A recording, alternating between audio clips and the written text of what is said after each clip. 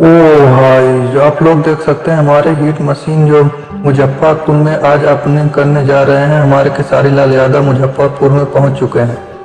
नमस्कार दोस्त, मैं कैलाश इसी से जुड़ी खबर देना चाहता हूं, तो वीडियो के अंत तक बने रहिएगा। हमारे चैनल को सब्सक्राइब नहीं किया है तो कर लीजिएगा। सबसे पहले आपको बताना चाहता हूँ कि अभी जहाँ ओपनिंग करना था वहाँ तो नहीं पहुँचे, लेकिन अभी जाते जाते मुजफ्फरपुर के एक सिनेमा घर में खेसारी लाल यादव पहुँचे हैं, जो भगवानपुर में सिनेमा पड़ता है। अभी हमारे हिट मशीन का मूवी संघर्ष टूर लगा हुआ है। जनता की भीड़ आप लोग देख सकते हैं। देखने के लिए सिर्फ भीड़ देखिएगा तो पब्लिक की कमी नहीं है, और इस तरह से खेसारी लाल यादव को देखने के लिए वहीं भीड़ एकत्रित हुए हैं। और ये है सिनेप्लेक्स, जहां खेसारी लाल का संघर्ष टूर लगा हुआ है, जो कि पोस्टर देख सकते हैं। खेसारी लाल यादव वहां जा रहे थे तो सोचे कि क्यों ना खबर दे दिया जाए।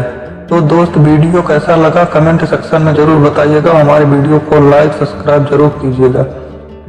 वीडियो पूरा देखने के लिए धन्यवाद दोस्तों।